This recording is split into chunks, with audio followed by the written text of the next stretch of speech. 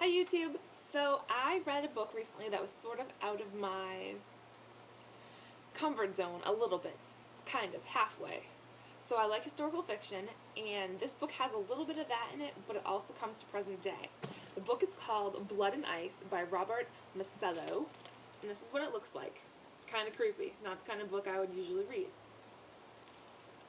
But when I was reading it, it was really funny because I went to the library and I saw this part up here. So I read this side of the leaf, just that much of it, and I was like, oh, it's about, let's see, there's a haunting and suspenseful thriller, and he delivers an adventure that spans continents and centuries, and it talks about Victorian England, and a little bit of Antarctica, and like a nearly 200-year surprise. I'm like, oh, cool. So it's like something about Antarctica, which I'm not very familiar with, and it's got stuff about Victorian England, which I like. So I grabbed this book, and then I'm reading it, and it starts off like with a preface where, yes, they're in Victorian age, and then it cuts to present day. And it's kind of neat because each chapter, it does do that for a while. It goes present day, back in the day, present day, back in the day. So I did like that about it. But then it got kind of weird, and I was like, what the heck is happening here? So then I finally decided to read this bottom part of the leaf, and it speaks about that they find something, and it's a young man and woman. You read this at the very beginning, and they're bound in a block of ice. And then it says something about a chest filled with strange and sinister cargo. I'm like, sinister? I'm going to sneeze. Excuse me. And then it says other things about, what did it say? Ill-fated.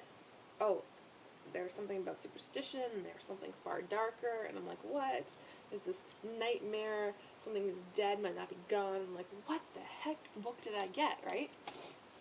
So I keep reading it, and all throughout it, they say that these people had an affliction.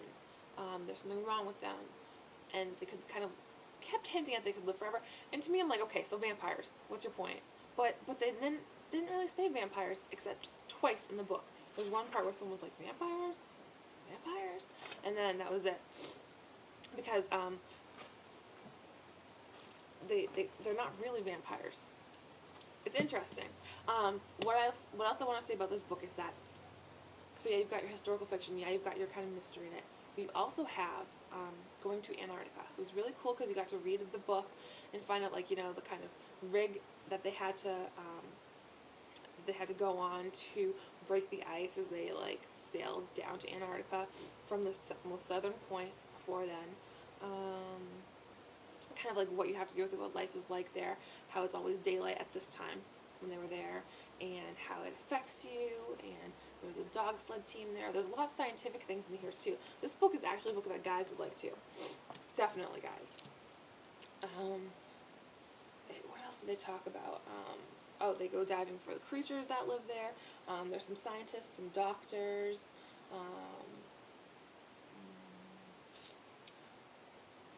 animals. They get to, there's a bird in the book named Ollie. It's not a huge part in the book, but that bird is the bird is native to that area, and they just talk about a lot of native things there. And then they have also inside this sort of like, kind of like a campus area, like college campus, except it's more like, it's like their site where they do the research. They talk about the different like areas where somebody's doing botany stuff, someone's doing their lab work here. That's what the dorms are, with the bunks and the cafeteria and the people who live there. You learn a little bit about them. They do drill core samples, you know, from the ice, and they do a lot of scientific work like that. It's a historical fiction with present day mixed in. And the man who's the main character, Michael, in this book is from the United States, and he is kind of running away because him and his girlfriend were climbing, and there was an accident, and she's in a coma. And the parents of the girl blame him for what happened because they were there together. And so he kind of takes this assignment, because he's like a journalist and a photographer, and he takes this assignment and he goes to get away from it all, to get away from the fact that his girlfriend's in a coma, to have that physical barrier. And then things happen that you wouldn't expect, and it was very interesting. And the end of it was a little bit abrupt, but I did like how it took pieces that you learned throughout the whole book.